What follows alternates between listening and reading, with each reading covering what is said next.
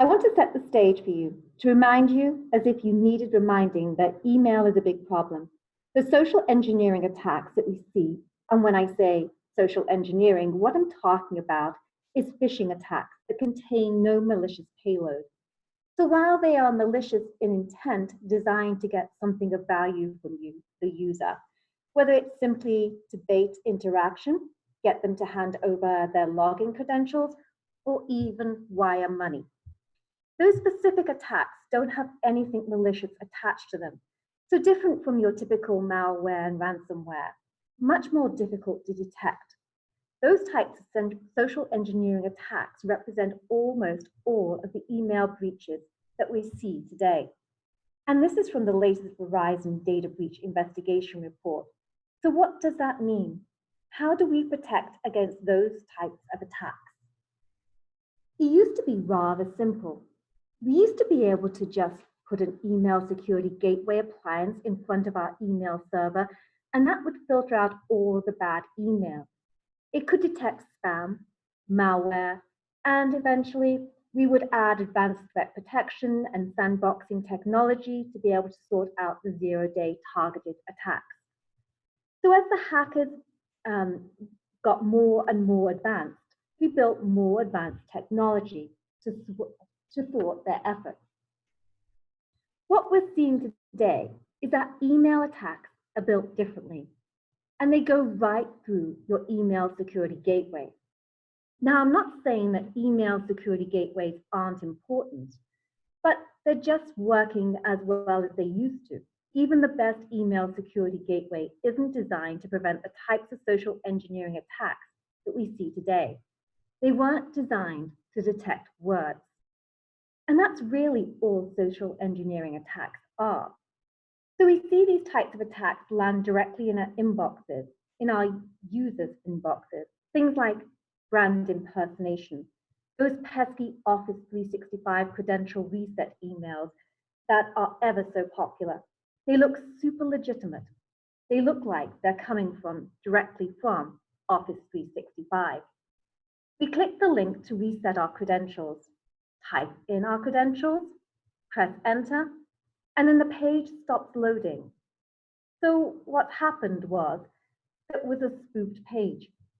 Now we have entered our credentials onto a spoofed login page, and the hackers now have our login credentials. This happens all the time. One of the most common forms of spear phishing. We see things like business email compromise. When somebody gains access to a business email account and then pretends to be someone from inside our organization. So now all of a sudden my CEO is asking me to wire money, and that doesn't usually happen. But I'm freaking out because it's my CEO, so I'll do it. And these are really successful, in fact. A lot of distracted emailing is causing a lot of issues today. You know, we're always checking our emails super early in the morning, whether we're in line at Starbucks or the airport or whatever it is, we're checking our email when we're doing a couple of other things, which means we're probably going to make mistakes where maybe normally we wouldn't if we were paying closer attention. Purchase credentials are an issue for us today. So my login credentials are for sale, and so are yours. I don't mean to alarm you, but we hear about data breaches all the time from companies that we use, companies that we've trusted in the past. When hackers gain that information, and it just so happens that a lot of us use the same login credentials for one account that we'll use for another. It's just what we do. It's so hard to keep track of so many passwords these days, so we reuse the password, which means when hackers breach one account that I have used, they have those login credentials. They probably have login credentials for other accounts of mine as well. And just to wrap this up, I'll move quickly through the personal accounts that are accessible through iOS. Hackers can access our personal accounts, and then they can gain access to our corporate accounts because all of our universal inboxes. Conversation hijacking, super difficult to detect. This is where hackers are inserting themselves into legitimate conversation threads. And finally, account takeover. A big problem that we hear about is once a hacker gains access to your account, be it DDoS attack, brand impersonation attack, maybe they just purchased your credentials. You can't stop them from logging in. And now that they are in, they can spread laterally and cause a lot of damage from the inside. It's really difficult to detect, right? So what do we do? What's the solution to these types of problems? What we see is that people are going to influence security more than technology or policy. What I'm saying here today is that at the end of the day, we can put as many technical controls over our email as we want. But inevitably, a social engineering attack will land in our user's inbox. And it's up to the user to determine whether or not that social engineering spear-phishing attack is going to be successful. It's up to me to interact with it or report it. What we know is that security awareness training addresses the human element. So I've got my email security gateway for my inboxes. I have artificial intelligence that is connected to Microsoft's API. That will definitely help having some technical controls around my inboxes. But when it comes to the user, we want to be able to wrap safety around them as well. And we do that in the form of security awareness training. So I don't want to say an emerging market, but it's becoming more and more popular. It's becoming less of a nice to have and more of a critical component of any organization. Email protection posture. And this isn't just me saying this, but this is what is being reflected in the market. So security awareness training has undergone a lot of growth in the past 3 years. Once valued at $354 million in 2016, the security awareness training program has grown to almost $660 million by the end of 2019, and by even more so by the end of 2021. Gartner predicts that this market will be valued at $1.5 billion, almost double within just a couple of years. So again, the market is growing quickly because organizations are understanding why it is so important. So security awareness training, what does that look like? Well, there are 3 different components to any good security awareness training program. You have simulation. So you want to make sure to adopt a solution that is going to allow you to test simulations in multiple vectors. It's not just about email. Though the majority of spear-phishing attacks come through email, not all of them do. And as our users are becoming more and more adept in being able to identify suspicious emails, hackers are spreading out and learning to use different channels to launch spear-phishing attacks. We'll talk more about that in a bit. You want to leverage a solution that has an extensive library of training content that can cater to different learning styles within your organization. Everybody's showing up to the party with a different level of expertise. So we want to be able to cater to everyone.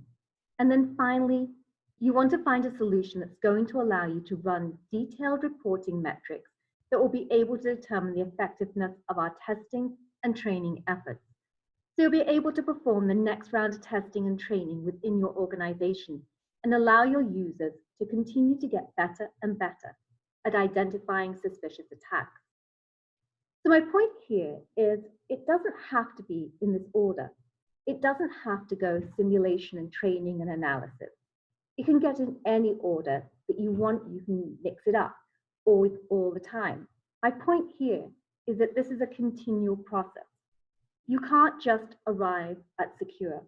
It's not a destination.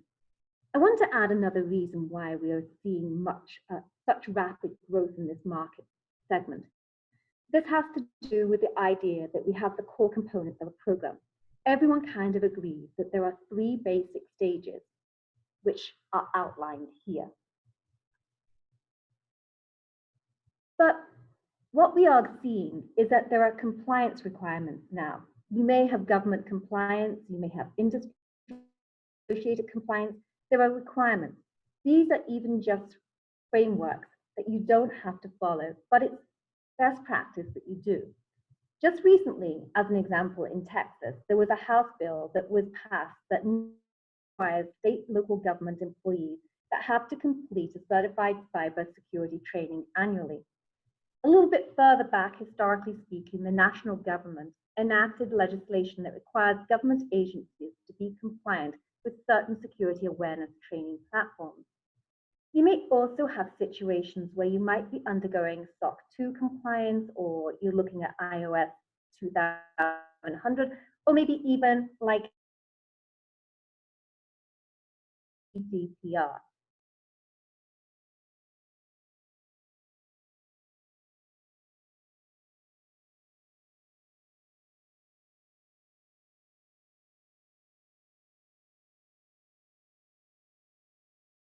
But then before we even get into how you need to do it, which are the tips we are going to provide later in the slides, I'm kind of curious, who should be doing this?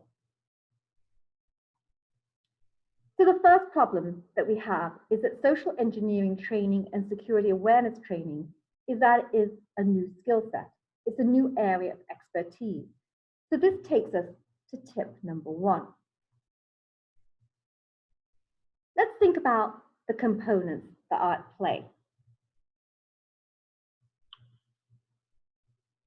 In order to be effectively run a security awareness training program, I encourage you to think about this from the perspective of 3 different lenses. Think about business, technology, and social. Your awareness program is at the intersection of these 3 areas. So for example, business people would think about the process in place. They'll think about risks. They like to set the strategy and the goals for the organization.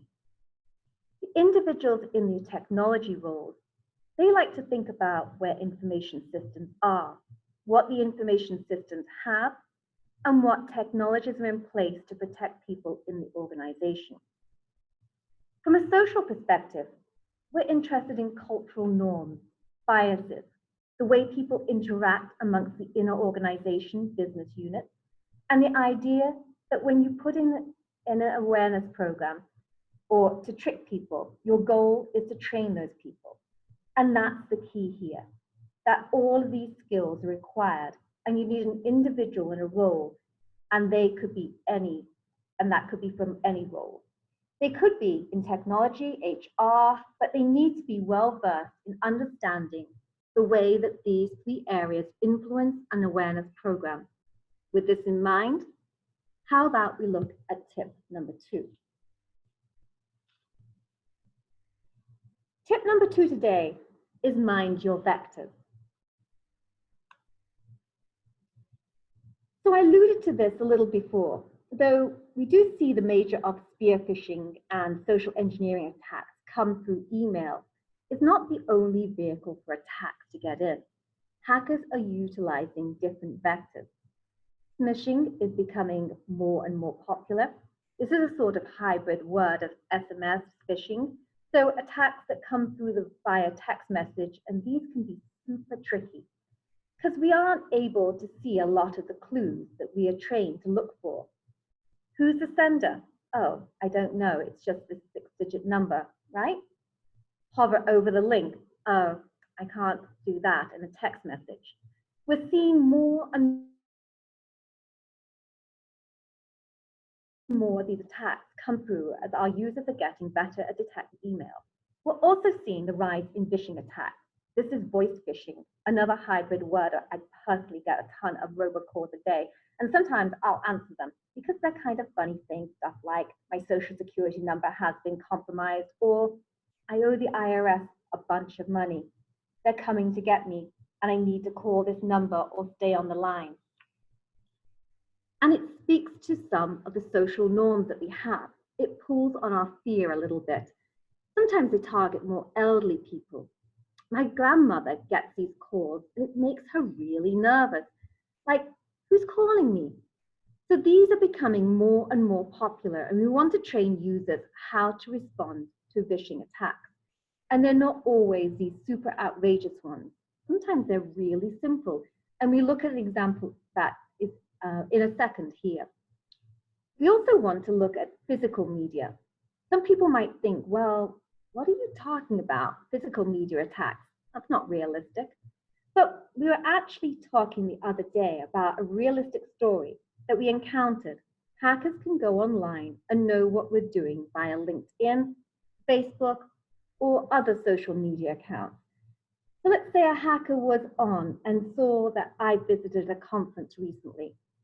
Saw on my LinkedIn that I was at a tech conference and decided to send me a USB drive in the mail saying, hey, it was great to meet you at that conference. Here's the follow-up. Sorry we ran out of these, but here is some of the information I promised you. Right? Super sneaky. If I didn't know, if I wasn't trained, I may put that USB drive in my computer and maybe it contains malware. These kinds of things happen, so we want to be able to train our users to properly respond in that situation rather than react without thinking. So here's an example of something that came up recently where Office 365 users were targeted by a voicemail scam. So the attack began with an email informing the recipient that they missed a phone call, and again gave them a link saying that, hey, log into your account and listen to this voicemail. So this starts as an email phishing attack and has a link to a phishing site in it. What it does differently is when the user clicks on that phishing site and enters their credentials, it takes them to the second page that looks like it's loading and says that they are going to load the voicemail. While it is retrieving the voicemail, it starts to play an audio file, almost like a preview, and the voicemail audio file sounds super legitimate. The hackers really extravagant efforts to incorporate different modalities and making these attacks more realistic. There's something to be very aware of. We want to be sure to not just know how to spot email phishing attacks, but also when they arrive via text, via voice, and even via physical media. So let's move on to tip 3. When launching security awareness training programs, you want to define your workflow. You want to map this out. Anyone, anybody can just launch out spear-phishing simulations and training videos. But is that really successful? Working to mitigate risks in your user population? Probably not. Do you really want to define your workflow? And it can be simple. This is just an example. Every organization is going to be different, but you want to start with a baseline. You want to start with a relatively easy simulation to see how your users respond. Who clicks on it? Who reports it? Is the majority of your organization savvy enough to identify something really simple? And it's not just about savviness. Who takes their time? Because you could know that maybe you're in a hurry. So let's baseline everyone to see where they are, where they're at. Then we analyze the results of that and launch the first targeted training effort. You'll then adjust the next simulation to retest, then reanalyze, and the cycle repeats. So the analysis portion is really the crux of this. That's where the process starts, and that's where the cycle begins again. So when we are thinking about analysis, the next few tips are going to help us think about another way the results of our testing program. So tip number 4 is identifying risky user groups. Now this one is really important to do because you want to think about who is likely to get a phishing email. Typically, it's the executive team, those in human resources, and those in accounting. These 3 groups of users are at an increased risk and likelihood of receiving phishing emails, and we'll talk about executives. Why executives? Well, Executives, their job is to be in public, to be a public figure representing an organization. They're out in the public, maybe looking for investments, or maybe they are communicating in press releases or sharing their ideas, or maybe even being instructors at a local university. The idea is that they're out in the public, and therefore it's easy for hackers to find these people. Once they find these people, what do they do with it? This is the tipping point. If you are one of the executives commands attention within the organization. They're individuals that can utilize lattery, asking someone to do something and guarantee that that will happen. It makes it really interesting for hackers and important that they can find, and when they can do business email compromise, if they can get and pretend to be an executive, or maybe it's account takeover, like the slide earlier when we talked about where a few of those phishing techniques target executives trying to impersonate them, trying to take over an account. Like clicking a link or wiring funds, doing some sort of transaction. Human resources, that's another group. Their job is by default, one of their jobs is to open attachments that contain resumes.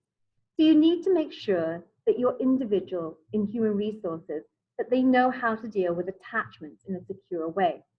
They know how to detect a phishing email so the attachment that comes in isn't a potentially malicious one. And that's where it gets the hacker's attention. Because human resources, they process very sensitive information, employment documents, insurance, tax-related type of information, medical benefits, etc. Now, a third group is accounting or a financial-related individual, which isn't surprising. We've heard a lot about this before. You may even know people that have personally dealt with a bank-related transaction, but from the business perspective, accounting and finance deals with invoices and payrolls, direct deposits, wire transfers, the movement of money. They are typically going to see the email, hey, please forward these funds to such and such vendor for payment, or they're going to see the accounts payable notification. Now, there is one more class of individuals that I want you to think about, and it's actually everyone. But it's everybody with a caveat of those who publish information in the public forum or on the internet. And I want you to think about this group. And it requires a little bit of research on your end. But those employees who are more inclined to use social media, Twitter, LinkedIn, Facebook, Pinterest, all of those individuals who have involvement in community volunteer organizations, or those individuals that participate in youth sports or part of a school or some sort of religious function. The idea is that you can find information about people online. Can that information be used to target your individuals and simulate a spear-phishing attack? Now, I want to give you a little story about this. As we take all these pieces together, before I came to Barracuda, I was a pen tester, and my responsibility was to simulate the attacks that hackers would perform and answering the questions that what happens if me, an organization, is targeted by a hacker.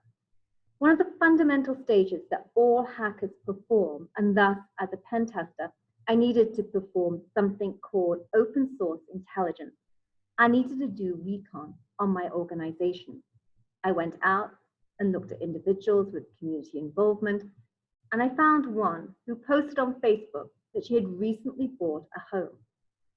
So I went back and worked through LinkedIn to discover this individual was vice president at a bank in the Midwest. So now I know their role in my target, and I knew a little bit about their personal life. I then used some more information that I collected, and I sent them 3 spear-phishing emails. The first one was a fake Pinterest posting board of a new home renovation project. The second email was moving service email, helping them get ready to move and get ready to move into their new home. The third email was one related to real estate transactions, and the idea was that I was able to simulate 3 different ways that they could be targeted based on the information they publish on the internet. So I encourage you to look at it from that perspective as well. So a thought about risky groups. Let's talk about realism. Tip number 5, realistic simulations that vary in difficulty. We first need to understand where difficulty comes from, and that comes out of the core components in an email. The subject line, the recipient, the use of emotional triggers such as a sense of urgency or something like limited time offer, the link to the phishing site, and then the realistic signature that's included. Each of these individual components are related to the standard phishing email, but furthermore, the complexity that's built into the email is the manipulation of the greeting and the content and the grammar and the use of maybe a publicly recognized brand or logo. All of these put together drive complexity. So on the next slide, we're going to see real email threats that are a great way to test your employees. Is your organization using Office 365? Does your organization have a relationship with Microsoft?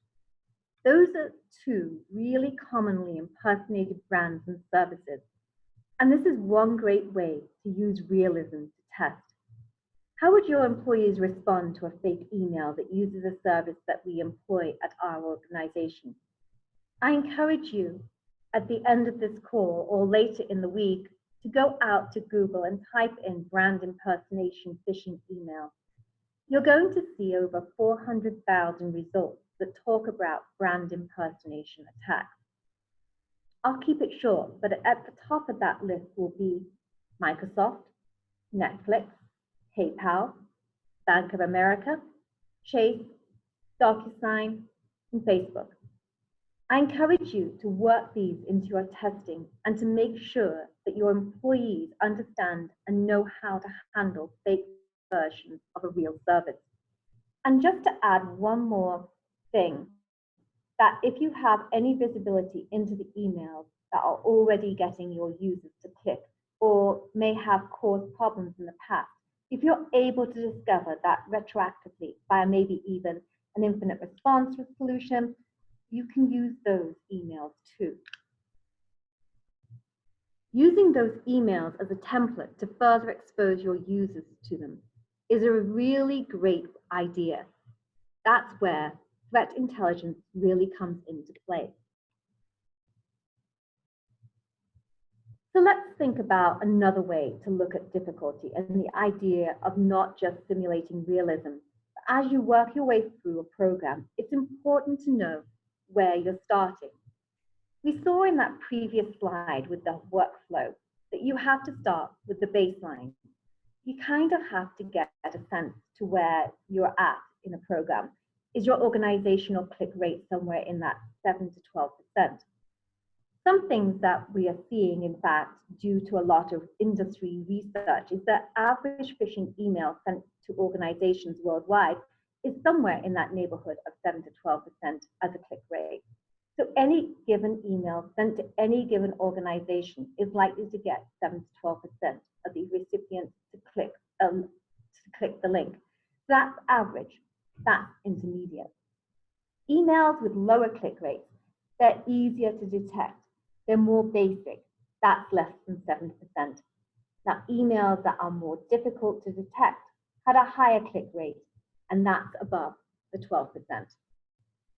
So you can take this idea, and as you work through your testing, you can kind of ratchet up the difficulty level.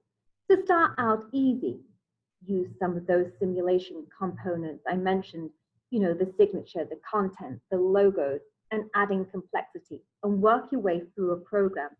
Understand how your employees react to and deal with emails that have higher difficulty levels. And you can actually use the progression to demonstrate the effectiveness of your training program is paying off. We have talked about this idea a lot, that it's test, train, analyze, and repeat.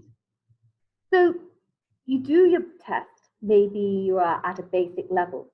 You then train employees to look for clues in that basic email and look at your results, and then maybe you move up to intermediate and you repeat that cycle. You can now go back to your bosses and to management and say, hey, look, our investment in this training program is lowering our click rate by this % based on this level, and it allows you to demonstrate progression. So with that idea in mind, let's look at a sample program. Here's an example of what it might look like to roll out a testing program, meaning a collection of different campaigns assembled in some sort of strategic way. So the idea here is to start out at a baseline in round one. Figure out how well your organization deals with intermediate level of difficulty email. The odds are good. If you don't or haven't done a lot of training and a lot of testing, that your click rate will be somewhere north of 8%, which that means it's time for you to do round two, to go back down and make it a little easier. Go into the basic difficulty level. So in round one, start out with that 7 to 12% and intermediate level. Do round one, then do some training, then go into round two. Here are 5 different email ideas to choose from. So choose one out of round one and one out of round two, and then simulate your email. What you're likely to see is that you've done a test, you've done your training, and now in round two, your click rate is actually relatively low, which is good. You want to see that your users are now practicing good detection techniques. Now that you're looking for emails, they are more aware, which means now in round three, of course, after you do your training in round two, to make it a little bit more difficult, what you should see in round three is that you're getting back to that intermediate threshold. So you started out in intermediate, you bounce down to basic, round three is basic again, but you're ratcheting up difficulty in a very systematic way. You're able to say to management, look, hey, our program is demonstrating improvement. We're being strategic in the way that we are testing and training our employees. Round three, take a test, do some training, and of course, now go to round four. In round four, you can see it gets interesting. Round four is the litmus test of your program.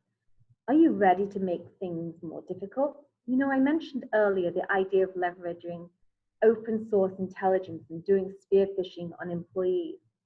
If you were to do spear-phishing right out of the gate on your first test, you're going to have a super high click rate and you won't know where to go because you're leveraging so many of the different components and making things so difficult.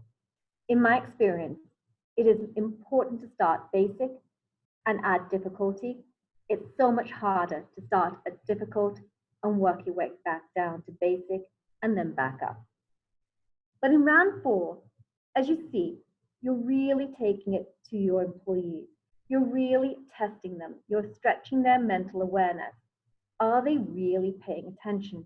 Are they remembering all the things that you've trained them on?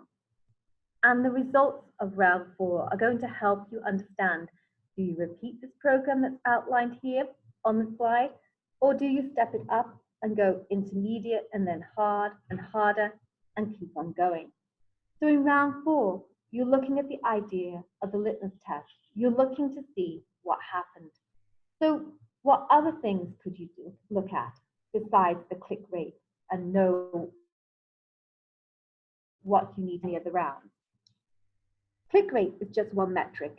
It gives you some insight, but it doesn't tell the whole picture. Remember earlier when we were talking about the idea that this intelligence or this awareness program is comprised of 3 different lenses, and one of those lenses was business. People in the business roles are concerned about risk and strategy and setting goals. Well, when you look at stuff beyond the click rate, you can help determine the riskiness of a user. Users that have the clicking bug, they'll click on anything you put in front of them. Anyone that gets an email and clicks, that's a risky user. That's a group of users you definitely need to train more often and test more often. How many people actually respond to the email? In my pen test, I love getting responses because that person was my go-to target for all future testing. They were fooled in such a way that they were willing to interact with me, pretending to be malicious hacker, and they were really someone I focused on. Hackers are the same way. They love responses, I can assure you. How many people entered their login form? Was the login form on an insecure site? The idea here is that the second and third point in interaction, you're looking at interaction rate. Does someone show a willingness to do something when receiving an email? That means they're truly fooled by your test. Alternatively, look at it from another perspective. How many individuals are reporting the emails? Which individuals are reporting? From a different perspective, those individuals that report your emails, that's a really good group to assemble together because those people demonstrate that they know how to think, detect, and handle phishing emails. They understand the business process put into place for dealing with phishing emails. They understand what technical controls are available to them and to take a look at and protect themselves from phishing emails. And then they understand the social influencing clues that are there. Those people are good to help promote your training program. In fact, I've seen the effectiveness of training program greatly enhanced by not having it come down through the chain of command from the bosses and the managers to the employees, but having it grow laterally across the organization. Have the groups that are good at spotting phishing emails lead your training initiatives. They are the co-workers of your employees, the collaborators, and they are probably more likely to be your friend. Therefore, it makes the message much more receptive. And to the last point, how many people open attachments? Again, this is a little bit more situational. Back to the first 3 points. The idea here is that if someone is willing to open an attachment, look at it from 2 different perspectives. One is that they opened it, so you need to train them on that. But 2, it gives you the ability to test your technical controls. Did the antivirus on your computer block it? Did the email gateway block it because it had an attachment? So it gives you another way to look at and pull all the pieces of your total email protection system, or all that matters to keep your employees safe and your organization safe, pulling it all together. So to recap, top tips for effective training awareness program. Understand the components to play, approach this thinking about business technology and the social elements of security awareness. Mind your vectors. It's not just about email. It's about voice phishing and text phishing as well. Define your workflow. So write out a plan. Make sure you're taking a programmatic approach to security awareness training. 4 is identifying your risky user group. It's not always the executives. It's not always the people holding the cash. It could be the people that are most actively involved in their community. Number 5, use realistic simulations that vary in difficulty. So again, going back to that programmatic approach, ratchet up the difficulty, take it back down a notch. Make sure your users are progressing as they get introduced to new attacks by your simulations. And finally, look at more than just click rate. There are other elements to take into awareness when we're talking about security awareness. At the end of the day, we really just want our users to behave with security at the front of their mind all the time, not just when they're clicking on email. I want to talk to you folks now about Barracuda Managed Fish Line, because that is Barracuda's fully managed end-user security awareness training solution. So let's bring it in, and I'll tell you a little bit about it. For organizations of all sizes, Fishline teaches end users to identify and report spear phishing attacks, whether it's email, text, voice, or even physical media attacks. And we do that by using threat simulation and targeting training.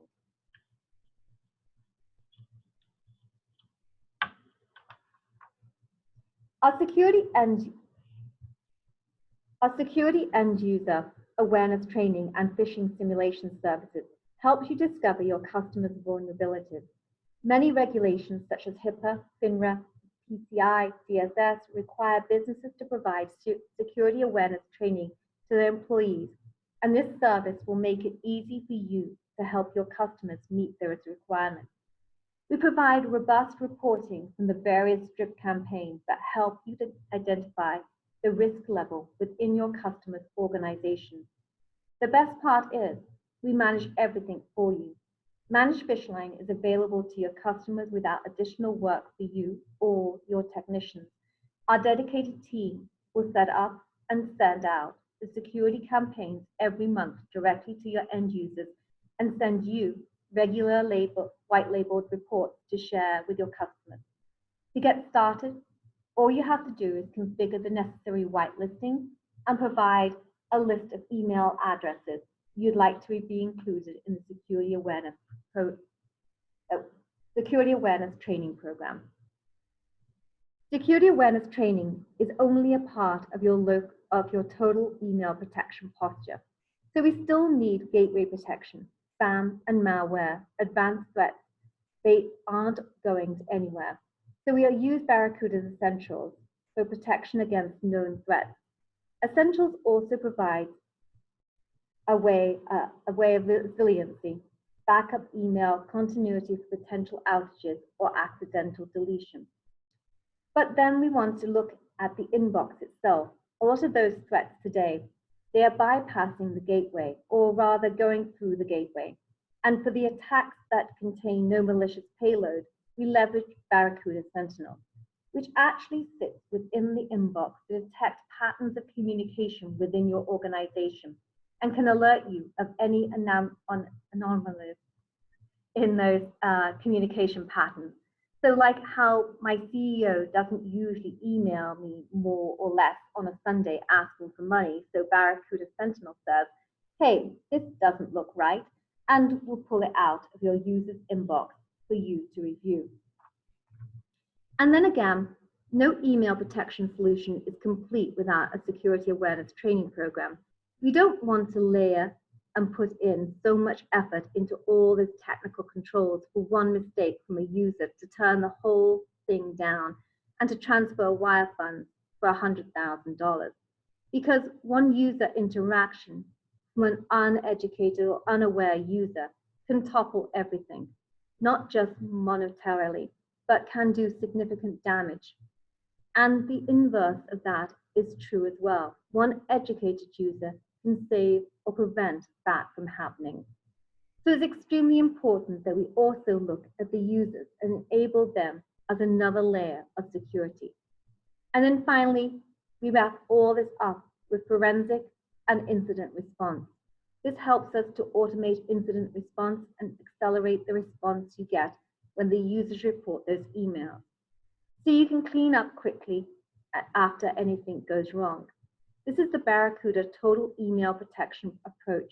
So if you have any questions, please go ahead and type them in the question panel. So what's next? Assess your existing security awareness training program. Are you just checking the inboxes? Are you just checking the boxes? Are you regulated by compliance? So you just have to have a security training program and you fire off emails once a quarter to meet those compliance requirements. Is that what you're doing? Or are you really working to actively mitigate risks amongst your user population? See how Phishline can help improve your overall security. We're happy to hook you up with a trial, provide more information about Phishline, and I also invite you to take a look at your email security posture today. Are there any gaps that you're missing? Right, if we look back to the stack on the previous slide, is there something that's missing and how can we help? So let's take some questions.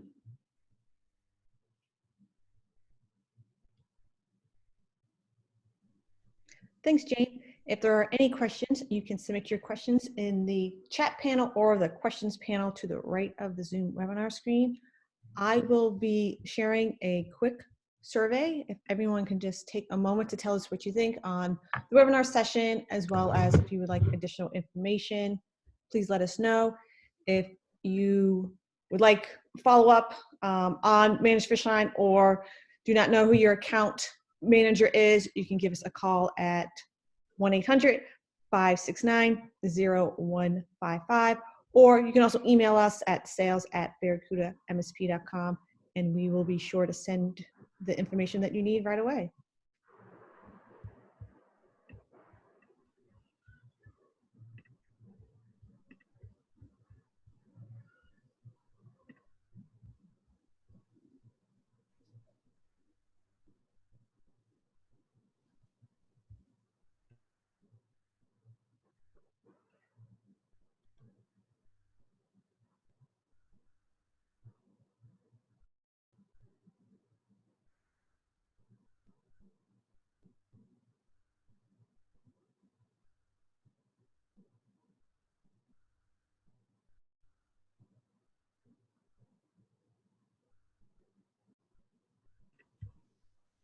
We'll leave the questions panel open for another minute or so. If anyone has any questions about any of the information that Jane shared today, feel free to submit your questions.